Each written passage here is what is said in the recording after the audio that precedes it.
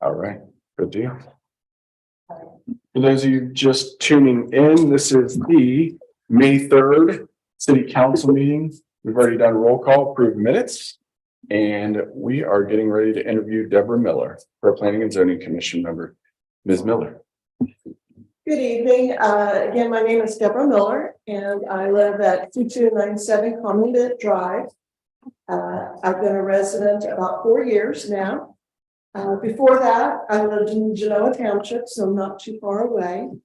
My background is I have a bachelor's degree in accounting from Oklahoma State University and a master's in governmental accounting from Rutgers University.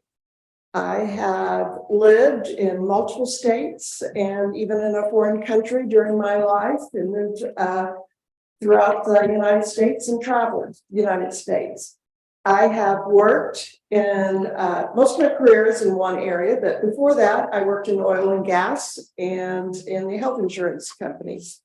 But the majority of my career has been in government, where I was a school treasurer in Oklahoma for over 10 years at Union Public Schools. And when we moved up to Ohio about 20 years ago, I started working at the city of Upper Arlington, and then I moved over to the city of Powell and was their finance director for over 12 years.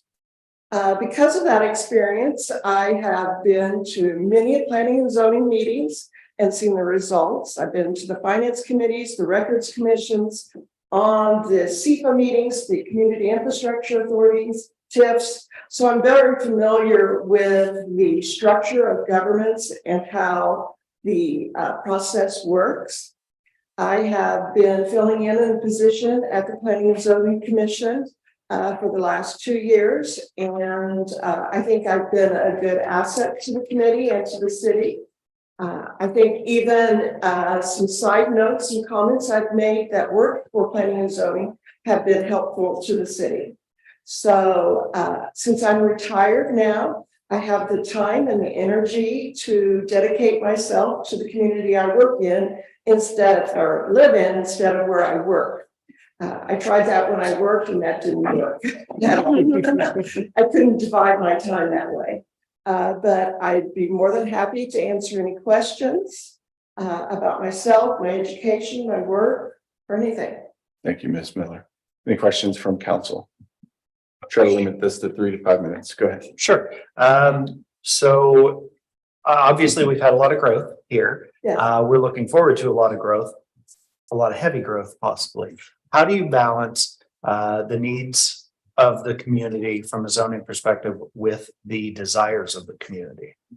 If that question makes sense. Yes, it does.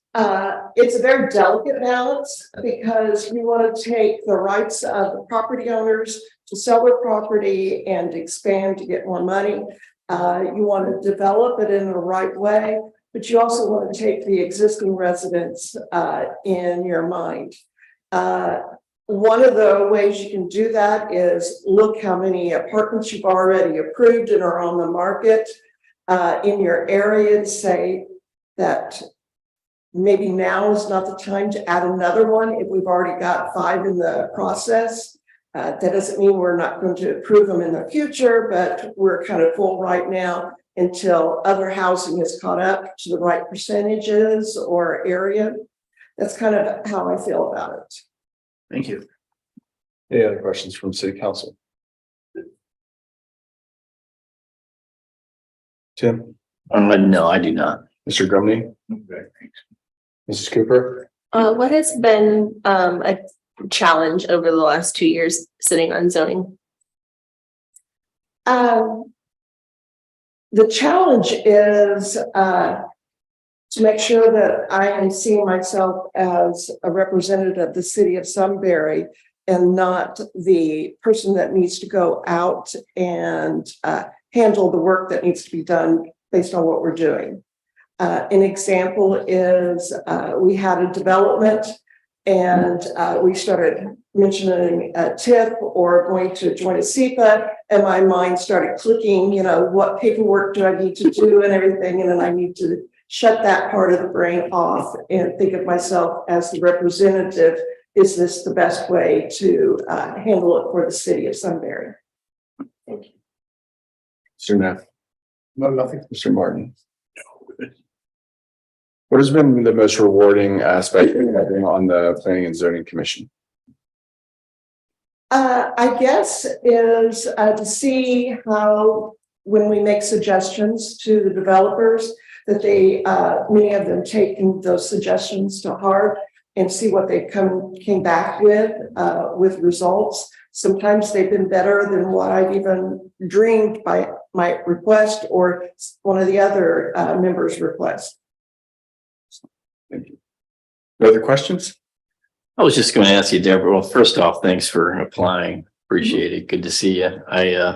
Just curious, can you think of something you learned while you sat on the zoning board there? Something interesting that kind of surprised you that you can think about? Well, one of the things that's different is handling the roles of the city and how they interact with the commission is different than what I'm used to, but I'm learning in some ways it's so much better. An example is the memo that the engineer puts together before we meet, and I've never had that before, and I think that's a great resource. As a lay person, I can read the things, but I'm not going to see the nuances that he does. That's a key document. Thank you. Very good. Thanks. Thank you, Ms. Miller. All right, I think we're going to be good. If you'd like to go home, you're welcome. thank you. Good to see you. Take Thank care. you.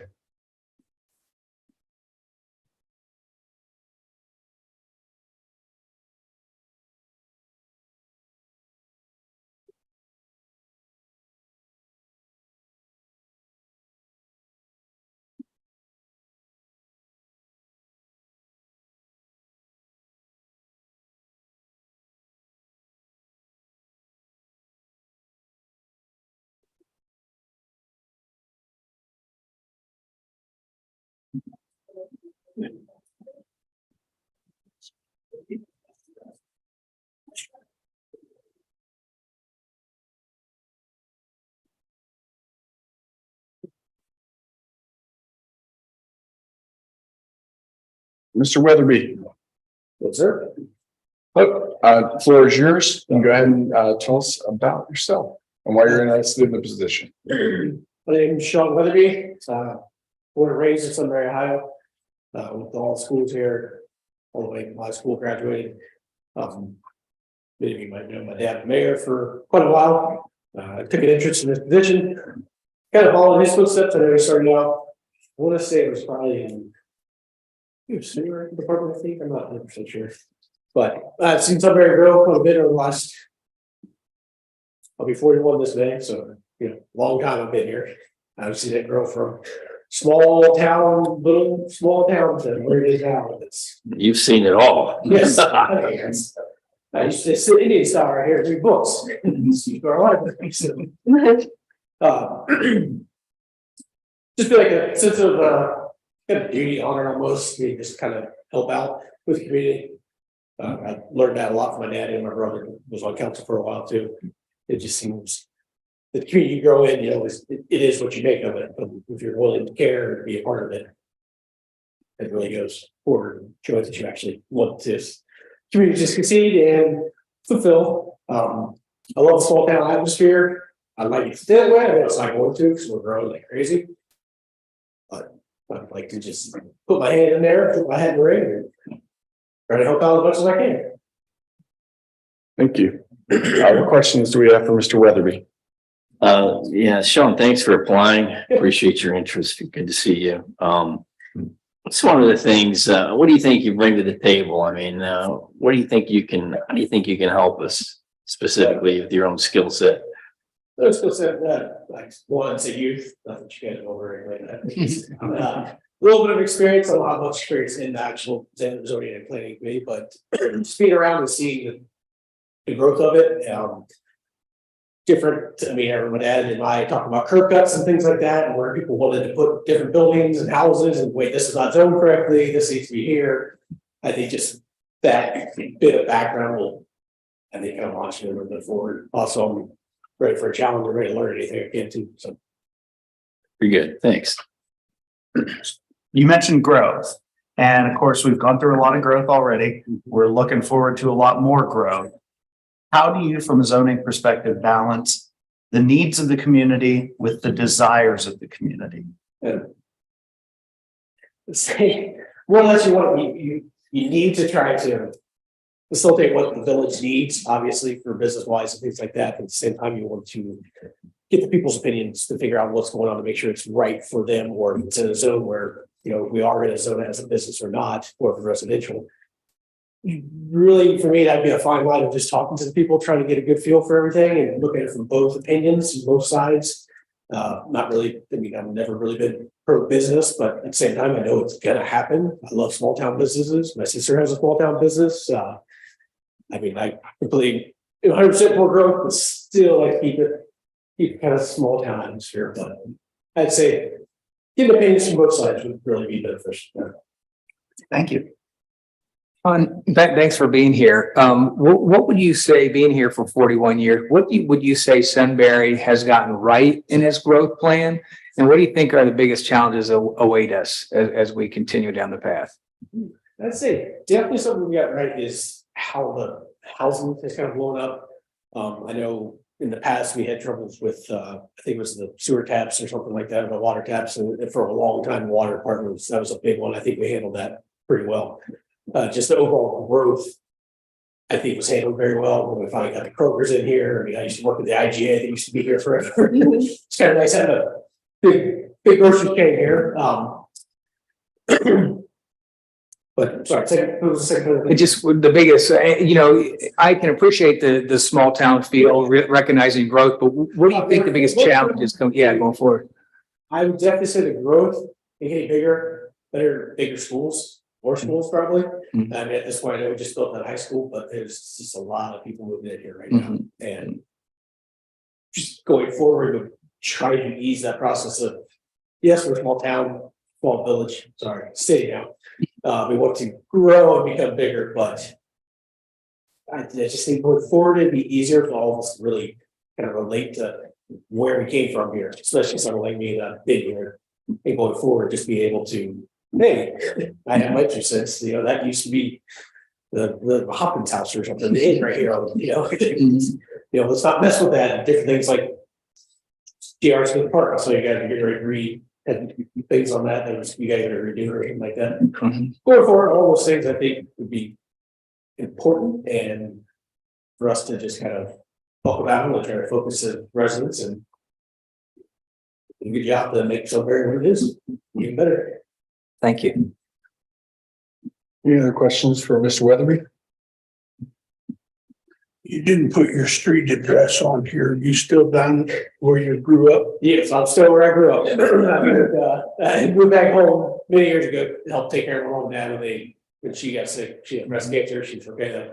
The dad, obviously, when he got sick and he had cancer, so I stayed home to help them out. And as of recently, I've been staying with my mom, just trying to help her out as much as I can and trying to live up to what my dad left for me to do, which is kind of some big shoes to fill. But I'm trying my best. Recently engaged and looking for a place actually in Sunbury. And the reason I asked that was you have to be a resident in order to be on the committee, so. Check the box. Anything else? Thank you. All right, Mr. Weatherby, thank you very much. Thank you. Thank you. Thank you. Thanks. See ya. We're on the visitors section. Are there any visitors that wish to speak with us? All right, we're on to committee reports. Mr. Gross. Yes, Mr. Mayor, we had the monthly parks meeting earlier this evening, and 3 main items of discussion. First was a J.R. Smith, and talked about the 2 open houses that we had, and got a couple sheets here of feedback that was put together by staff. And so we went over those specific items, and the next step is basically settling on the quality and the design of the amenities. I think we have a good feel for the actual amenities that we want to see down there after the feedback. So it'll be about quality and designing of those. And I think we're going to talk a little bit further about that at the retreat with all of you to get your feedback. And then I'll have a follow-up meeting with Daryl and Wes. And then we'll have our next park meeting to move those decisions along. The second item was Memorial Day Market. Special event permit. That's all in order and ready to go. Looking forward to that. And then the youth fishing derby this Saturday, 9 to noon. Sunbury Christian Church is sponsoring that again. Ages 15 and under are free, and they'll have food, and they'll also have some tackle there if anyone needs that. And I think the weather looks great, sunny and 75 or so. That's right. So good to see that. Great update. One other thing too, I did want to mention, I forgot to mention in parks, I did talk to Mr. J.R. Smith himself about what we're planning down there. And I had a nice conversation with him. He was real thankful about what we're going to do. And he's looking forward to seeing the final result. Awesome. I did invite him to the open house too. Great. He couldn't make it. Thank you. Mr. Grumney. Just a couple quick things to piggyback on the parks meeting.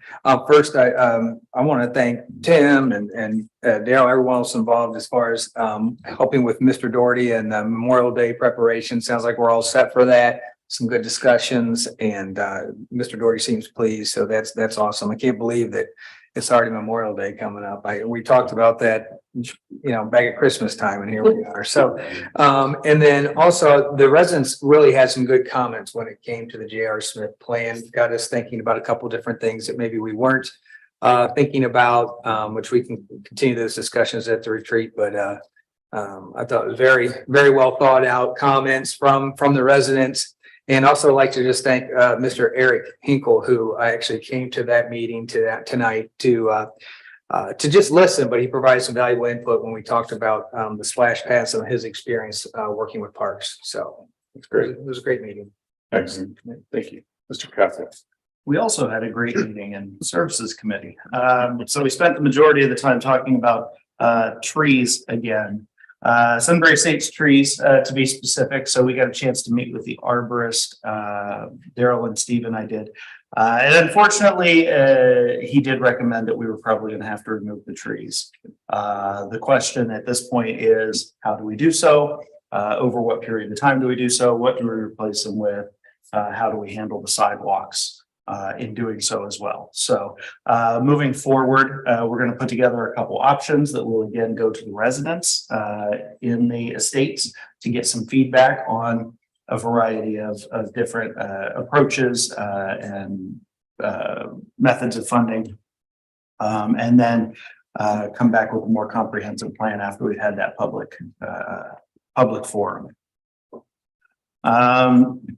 Street sweeping services. So we approved in committee, and we'll have on as an action later this evening to approve a bid for that. Last year's cost was $17,000, and the bid came in at $13,000 this year. So that's a rare cost savings from year to year.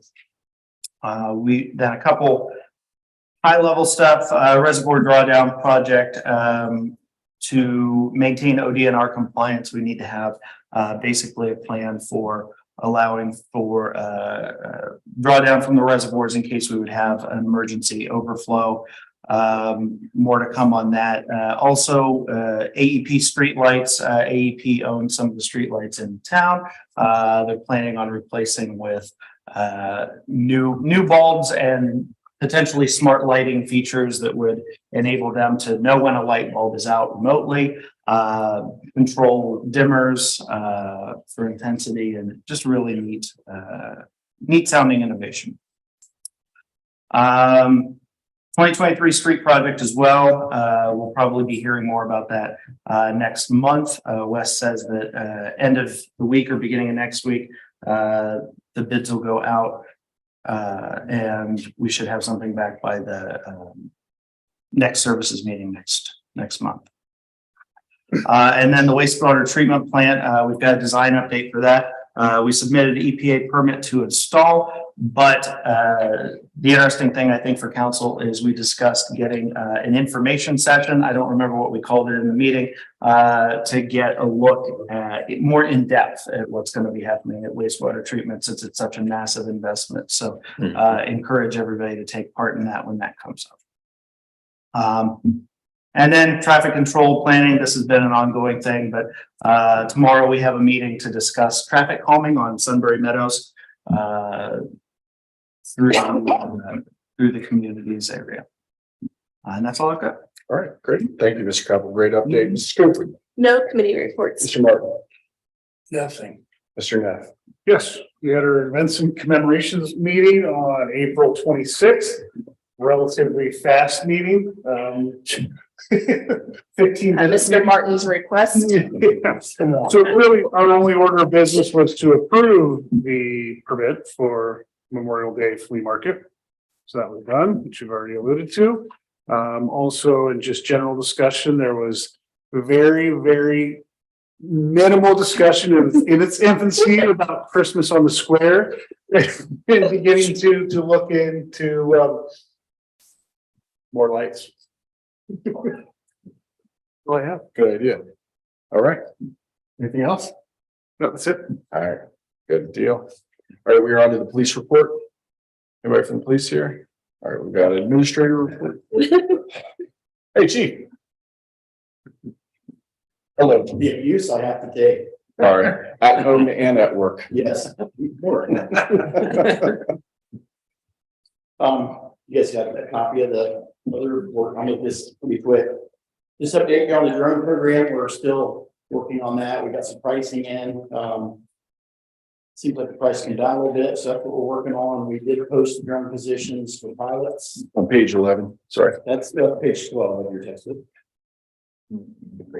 What? I saw. I'm here. If you can do it, I can do it. Yeah. Dishing it out. I like it. All right, we're back with you. We posted for the drone pilots. We're looking for 4. The posting's up for another week. So we have 4 right now. So You have 4 applications so far. Yes. Oh, I see. we have 4 officers that are interested in trying to get their pilot's license for the drone. Will that be to fill one position though? No, we're looking for 6. 4, you want 4? Yeah. Okay, you got 4 applicants so far for 4 positions. Okay. Yeah. DC Wade's the drone guy. But the best I can tell is you have to have 2 pilots to fly the drone that we were looking at. One basically is a spotter, whether it flies, if something would happen, somebody would have to take over. You want 2 pilots there instead of watching the drone crash. Yeah. And this posting, just so we're all clear, this isn't an external posting. This is an internal posting. Or for I think we call it a classification. It's kind of like a detective or an SRO. Yeah, it would be a a drone pilot. specialty event that they would do, or a special class, I should say. Yep, got it. We're trying to get to where we're at with reverse 911. We've had a few incidents the past, I'll say a couple of weeks that it's caused issues, like for instance, number 4 with the school going on lockdown. We had an incident at Subway, then while we're trying to deal with that, and this is all at the same time, we have an incident at Subway, we have a gas leak at the old high school, and then the new high school and Prairie Elementary go on lockdown because of the incident. And then we have all the kids that are in the school texting, hey, we're on lockdown, a gun situation. It causes us mass chaos for us. So as I say, number 4 under the school lockdowns, we're trying to we're going to meet with school officials to see what we can do, or we need better communication with that. Chief, what was the reason for the school lockdown? Was that associated with the Subway incident? It was, and what had happened, we didn't call anyone. The SRO had heard what we were on. And he said was what a soft lockdown. And he said that he didn't want kids for early dismissal to leave and drive by the scene that we had. I think can I jump in here real quick? We need to partner more closely with the sheriff's office and the school. I mean, we did a recap of this with us in school. But the short version is can't have folks not understanding what the clear path is. Like if there's a lockdown, there's a lockdown. A soft lockdown, I don't think that term exists. So how do we get information? It's great that we have assets in the school, with the city of Sunbury and the sheriff's office, but that communication has to be as crisp as any communication there is. And it wasn't that day. We had some upset parents, staff, teachers. Information was gray, to be kind. Yeah, and I don't know where they got the information. I know we were getting calls that, kids were texting, calling home on their phones, saying, "We're on lockdown, it's a gun situation." It was a gun A situation. lot of misinformation. Half a mile away at Yeah. a location, and at no point were the kids ever in danger. The gun in question never left the building. And the guy was in custody probably within 5 minutes. So it's just it's a communication thing that we have to work on. Chief, what's reverse 911? Reverse 911 is something that you have to opt into through Delaware County. We've got on our Facebook now, and if you go online, there's a link you go to Delaware County where you can enter your address.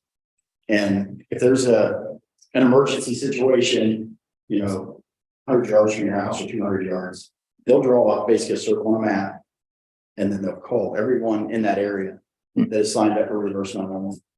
You'll get a call telling you what's going on, and to stay in your house or whatever the case may be. We have used this in the past and on a very limited basis, and it's typically when there's I'll say standoff or somebody's barricading themselves or something Yes. like that. We had an incident happened over by Tim's place on Prairie Run. Was that probably a year ago? Yeah, I'd say about a year. We did a reverse 911. We had an individual that was suited up. He had gas masks, bulletproof vests. He had guns hanging off of him, and basically said, "Today's the day." We did a reverse 911 to tell everybody, "Hey, stay in your house, don't come out." And there was one person signed up out of the 15 homes that it went to. So then you have people coming outside saying, "Hey, what's Jim doing over there?" So it's a very important tool that. I wasn't aware of that. I'll share that. Is that a phone call or a text? Share that. That it can be either one. They can call you, text you. But it's all based off of when you get online and fill out the information, it's based off of what address you use. And then when they'll call you or text whatever. We did get signed up for the e-schedule that I talked about last meeting. We're hoping that we send in all the information for that to get the schedule built. We got a kind of a sample back to see what it's going to look like. I look for that to go probably live in the next week or so. And then as long as it works out for us, like I said, I think it'll work citywide. So I won't go over the calls of service unless you guys have questions. I did do it through for you, Tim, and See that percentage is up to 80%. yeah, but that was all calls and contacts, criminal stuff. Anything out of the ordinary or unusual to speak of? We've had a lot of unusual. Yeah, we've had a lot. Extraordinarily out of the unusual. How about that? There's a lot of drugs all over the place, even in nice communities like ours. And I will say, I can't really say much about it. We had a search warrant that we did in town, which I'm sure you probably all heard about it. There's a lot of rumors going around that this was because of, I don't want to say this. They're accusing this guy of being a sexual predator. And that's why BCI was there. And that's not true. It had nothing to do with that. It was a totally different matter. We were asked to assist BCI with their basically pull a perimeter and help them search. But the rumors going around labeling this guy, they're just not true. What's That's BCI stand for? The Bureau of Criminal Investigations. So it's the Ohio It's the FBI for the state of Ohio. Like, they're not the FBI, but they're like the investigative wing. Through the reports of the governor, Federal agency, their state. state, okay. Purely state, What's that? purely state agency. State, yeah. That's all I have, unless you guys have any questions. Any questions? Nothing. All right. Thank you very much, chief. Thank you. Good deal. Thanks for all you do. Thank you. Running the administrator's report. This is Steve Piles, last administrator report. Steve. Thank you. Thank you for carrying us through the storm. You were in a big jacket when we were going through a hurricane. Put you through the ringer on this last one. We love you. We love you, man. So, I posted it up Monday. Hopefully you've had a chance to read it. If not, I will hit a couple highlights. We're getting close on the service superintendent and supervisor position. Got some good candidates there. We're plugging away at Martindale Park still, trying to bring that to closure. We did get the Healthy Community Mini Grant. So $3,300, we're gonna put in some bike racks downtown, put in a senior friendly seating area and some wayfinding signs from the hinterlands into help people know how far it is to get to the Ohio Area Trail, and they can also kind of keep track of how far they're biking that day. And let's see, and we had the series of flashing street lights on Granville and Evening Street, and after a few days of wrestling with it, we think we got it worked out. That was creepy. That was weird, wasn't it? It was weird. Do you know what the cause was? At first we thought we had a short. We eliminated that. Then we thought, the tree, there's where the sensor is, there's a tree that's kind of grown up and is growing around, and in the sensor, we thought, well, maybe it's throwing shadow. So we trimmed it back. That seemed to help, but it didn't make sense because in the dead of night, you still had the disco effect going on. And so then we replaced the sensor and kind of cleaned over all the contacts up, and that seemed to solve it. So, It was weird, the slow fade. yeah, well, that's those high pressure sodium lights, because it takes them a while to come up, and Right. they never got the full illumination, and then they're coming down, so you could see which ones were LEDs and which ones were high pressure sodium just by the differential effects. Do that again on Halloween. I was gonna say that. Sorry. Well, there were some resident concerns about that, so I appreciate you looking Oh, into yeah. that. And Kind of spooky and. yeah. Unnerving. That's all I got. Steve, thanks a lot for the note at the Yeah, end it's really too. sweet. That was really nice to diagnose us down here and where we are relative to other communities you worked in. We think the same of you. You definitely stepped up our game, especially in the talent department. And look at the team you built. It's awesome. Thank you very much. Thanks a lot, Steve. Great job. All the best in your retirement. We're on to resolutions, no third, second readings. We have first readings, resolution number 2023.11, a resolution to establish cash reserve policy for the city of Sunbury. This is the first reading. We got resolution 2023.12, the resolution to establish a debt policy for the city of Sunbury. Not a lot of folks here to talk about that. It's one of the biggest things we've ever done as a city. Resolution number 2023.13, a resolution authorizing execution of governmental aggregation services agreement for the provision of electrical engineering for the city of Sunbury participating residents and businesses. We got some folks in the back of the room, but we look like Daryl's going to give a little bit of an introduction here.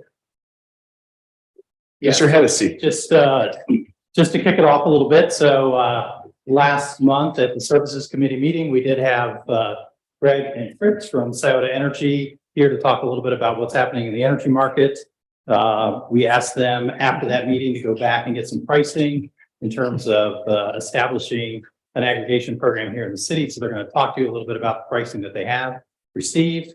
But what I want to explain is that when they're done, one of the things we are going to ask council to do, if you're comfortable, is to set some parameters in terms of allowing them to go out and get some final pricing. And as long as it falls within whatever parameters you set, that'll initiate, the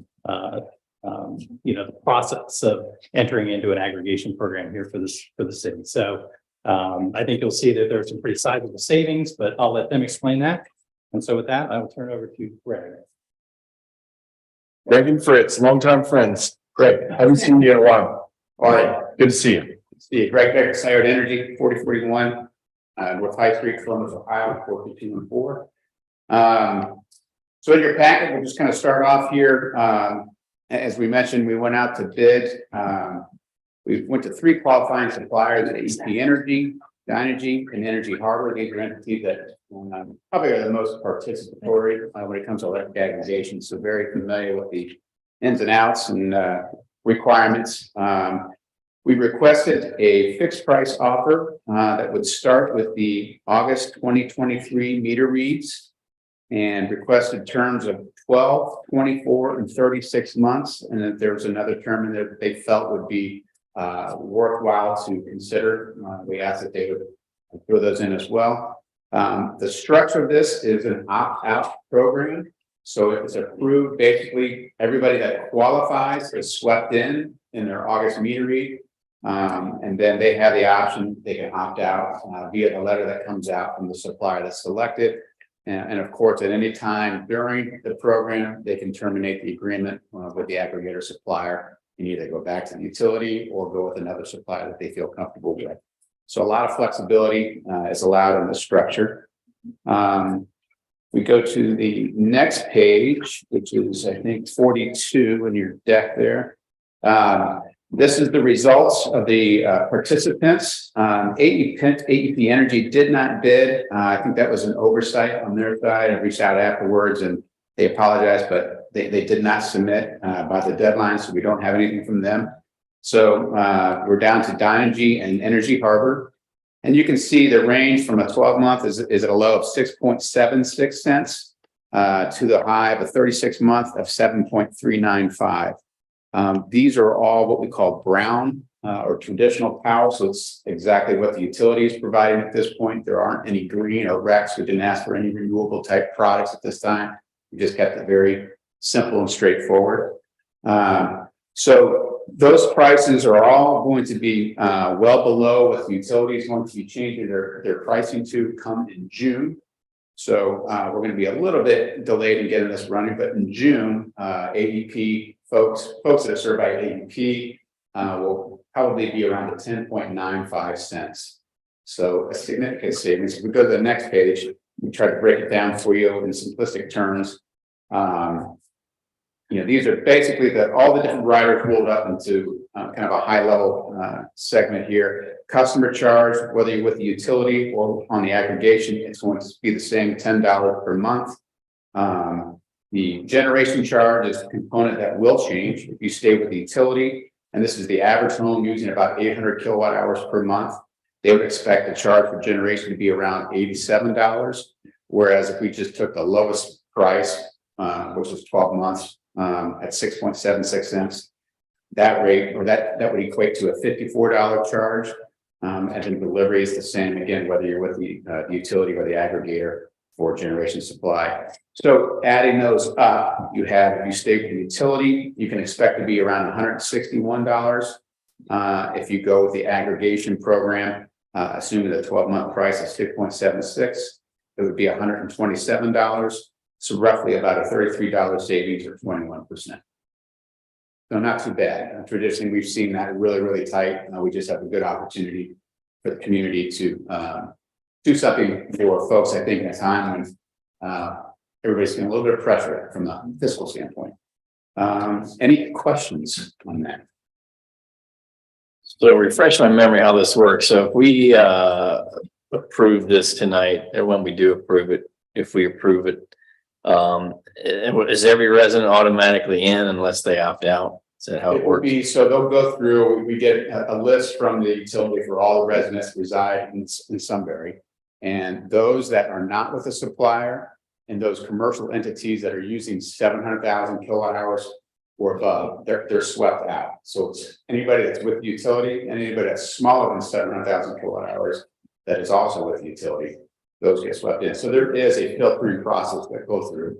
You're not going to pull somebody that's in a contract with somebody else. It just those residents that aren't doing anything at this point. Does that make sense? Yes. Okay. Perfect. Can you remind me, and I was here when he came to services, I just don't remember where the 1095 comes from, is that being estimated for the charges in June? So the utility holds auctions 2 times every year, and AEPs, the results of their auctions that are taking place, that will come into effect in June. That's the result of that auction, 2 different tranches. Okay. Yeah. Yeah, and that news came out a few months ago, like they knew it was gonna happen. They're like, Yeah, it's about to go way up. Right, exactly. The first one is typically in May, and then they had another one in November, November and March. And so once we knew that the March was set, it was, we knew it was gonna be around that 10 and a half cents. Right. So, or 10.95. I just have to give a little bit of kudos. This is the clearest I've ever understood aggregation. It's the most succinct and articulate I've ever had it explained. I understand now. Yeah. It clicks. Agreed. Your residents will save 33%. Understood. Perfect. Any questions? No, thank you. So again, don't go anywhere, Greg. To be clear, the resolution that's in front of you basically says they still have to go out and get final pricing. So we don't know exactly what the number is going to be. We won't know that until. Right. I mean, we'll know it soon. So what we're looking to do is if council's comfortable, approve a resolution to enter an agreement for a term, whatever term you think you want to consider. I think historically we've done a 12-month term, but you can see one of the options that they proposed was a 21-month term. And so they, based on what council recommend or what council is comfortable with, that's what they'll go out and get pricing based upon. The 21-month would actually get us back on the cycle so that when the next auction process comes into play, we're not lagging behind a little bit like we are right now. So one of the things is determine what kind of term you're looking at, and then the other is kind of set a not to exceed amount in terms of the rate itself. So, and then assuming again we can get below that number, then we'll begin the process of executing an aggregation agreement. So I mean, if you want to talk a little bit about what the options are. Yes. So I mean, to kind of back there up there, I think, so the options, again, 12, 24, 36, and then they threw in a 21 month offer as well. The 21 month would get us back into, from a calendar standpoint, right when the rates would be changed with the utility. So we give a little bit of an alignment there. I would be comfortable with the 21 month term. I don't think there's going to be some rules that are going to change within the utility and how they handle their auctions that might bring that auction rate down a little bit. So I don't think going long at this point will give us a whole lot of advantage because I just don't know where the utility is going to end up being. For me, I'm comfortable with a 21 month structure, and then looking at the rates that we had coming in. I mean, I would say it's the highest one that we had, just to give us a little bit of a buffer. If we had a rate not to exceed 7.5 cents, I think we would be more than enough to be safe. With, saying as long as it comes in at 7.5 cents or less for a 21 month term, that would be my recommendation. Any questions on that? So the 6.76 rate. Yes. Listed on page, that's as of the April 26th date. Right. So saying the limit is 7.5.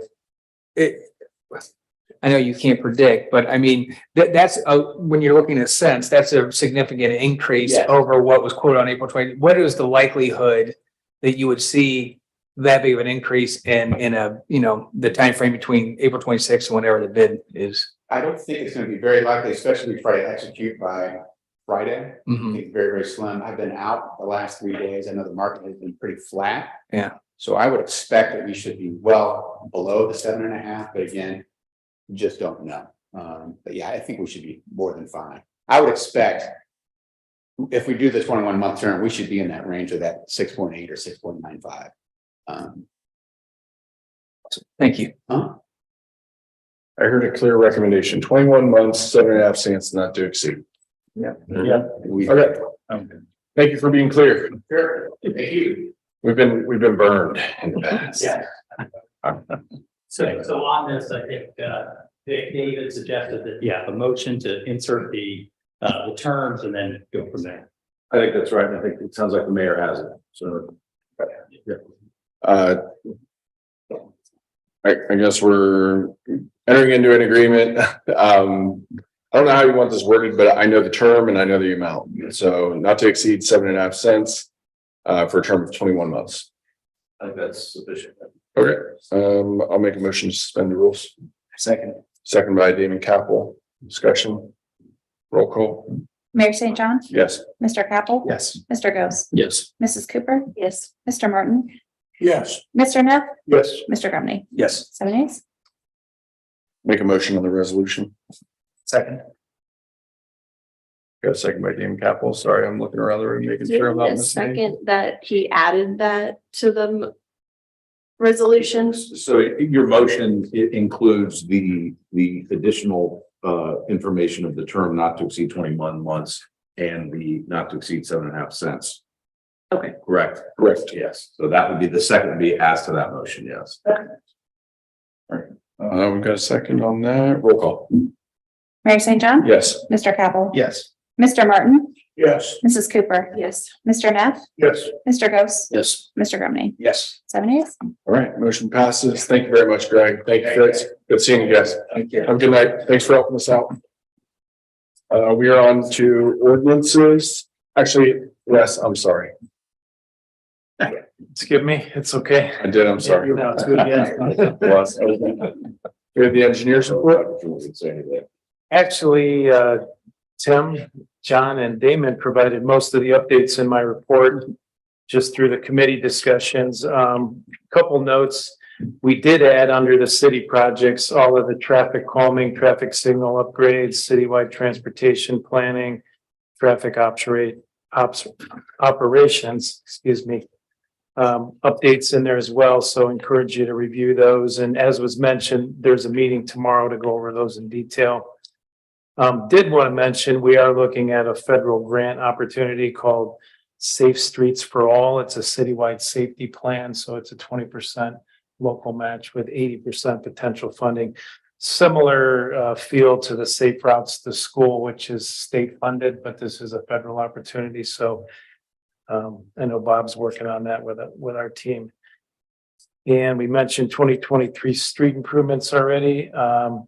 All of the private development projects have been updated. Did want to mention Price Ponds, the golf course road improvement plans are approved for the section that Pulte Homes is responsible for. So we are inquiring about a schedule for when they're going to complete that. And then we're also going to work on the county agreement for the roundabout and then also the non-performance credit that is due. So those three pieces will all come together there to get those improvements squared up. Yeah, that was a lot of information. That's months and months or years worth of work. If you want to know what any of those things are, Wes, me, Daryl, Steve for the next 24 hours or so. I think that's it. Everything else is updated. Any questions? Great job, Wes. Is Face Meyer about to break ground on? Yes, I trail? actually made a note. I know we've been through most of the pre-construction items. There's been some activity. We're also giving him the phase 4 piece of that we agreed to execute a change order with him. So we're about to give him that set of drawings for phase 4 to get the change order pricing. I think he's getting ready to move on to phase 3. So I'll find out the exact date for I you. saw they cleared it out and they got the soil fence down. So I figured it'd be any day. Good deal. We're breaking up concrete and things back there too, right? That true? We Yes. just authorized recently, like somebody's gonna do work where we're gonna like break up the old sewer plant.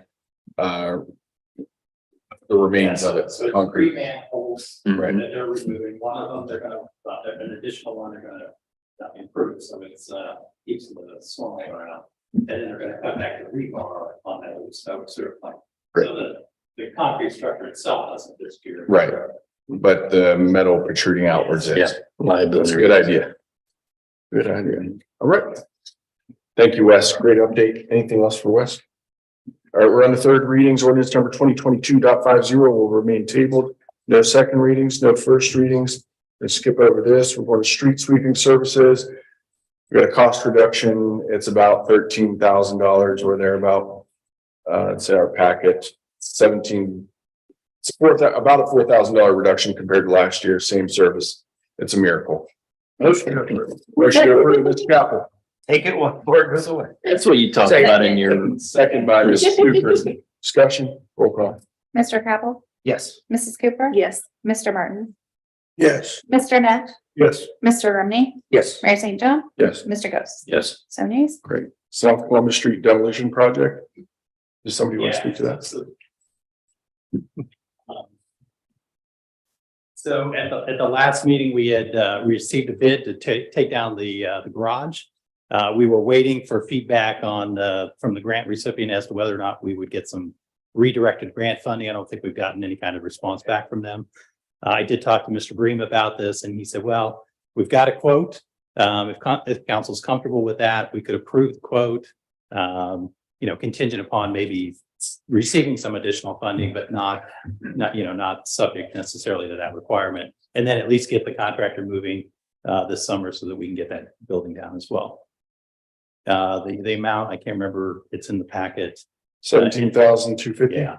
So that's the same contractor who took down the other 2 structures. Okay. Are you guys ready to do this, or do we need to do anything else? Motion to approve. Motion to approve by Councilman Martin, second by Councilman Grumney. Discussion, roll call. Mr. Martin, Yes. Mr. Grumney, Yes. Mrs. Cooper, Yes. Mr. Capel, Yes. Mr. Neff, Yes. Mr. Ghost.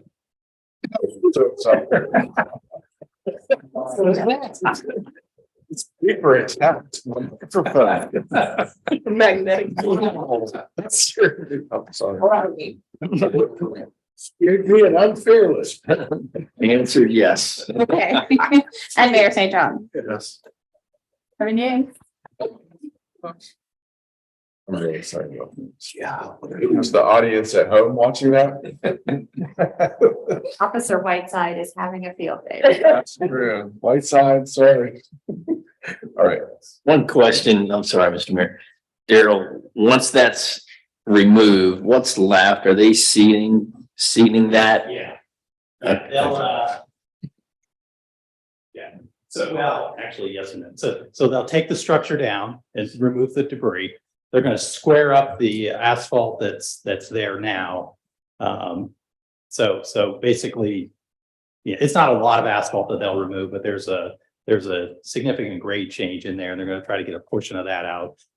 Backfill it with gravel, so then at least we'll be able to park vehicles on it immediately. And then at some point, we need to do some design work to kind of build out what that park ultimately looks like. Okay, thanks. Great.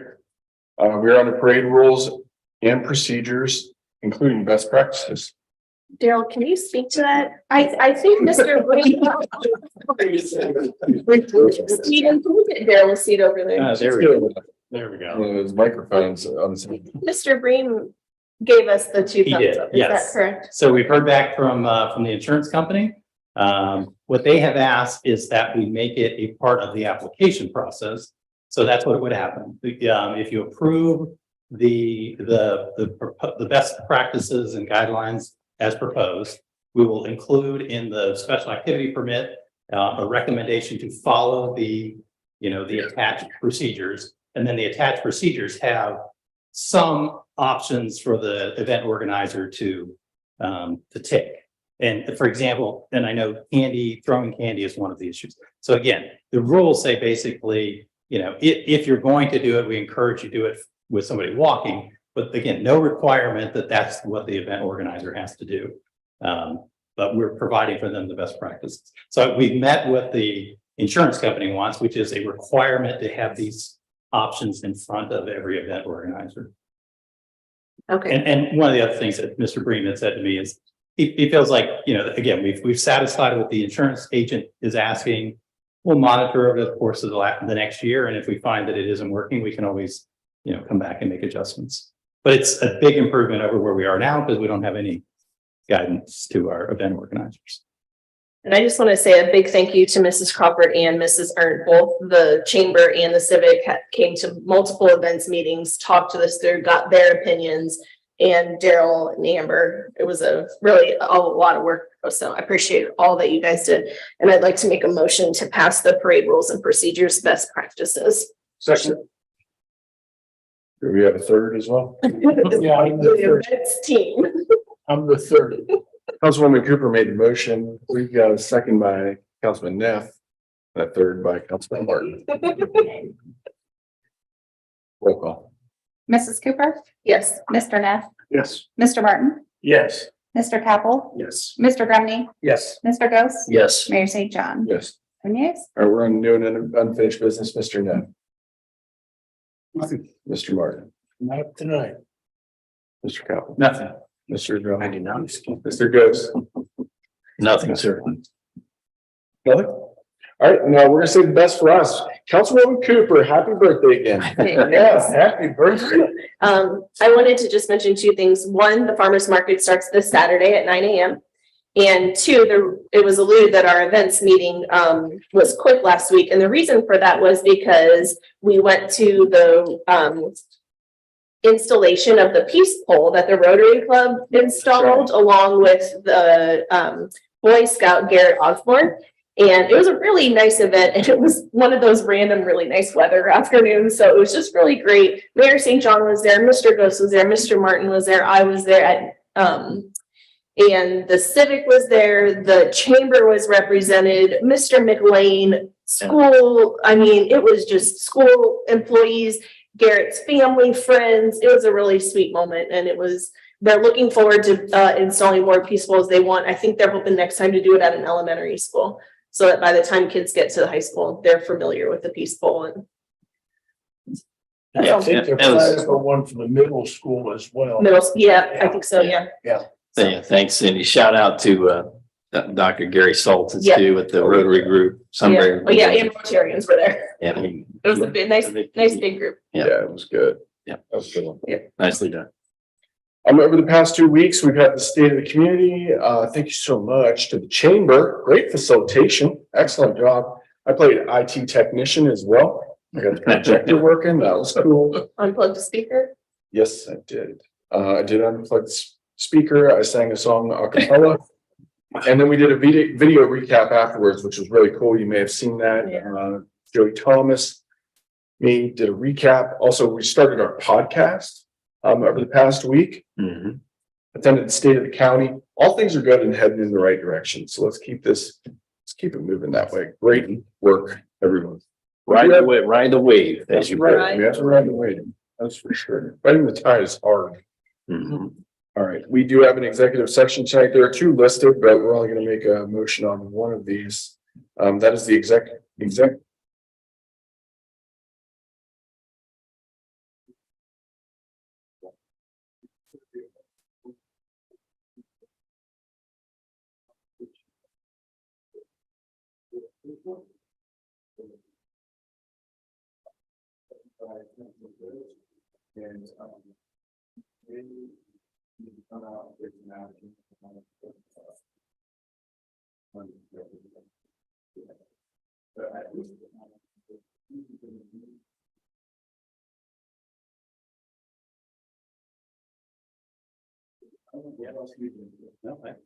That's fine.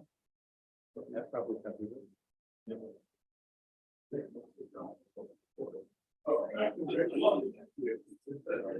Not.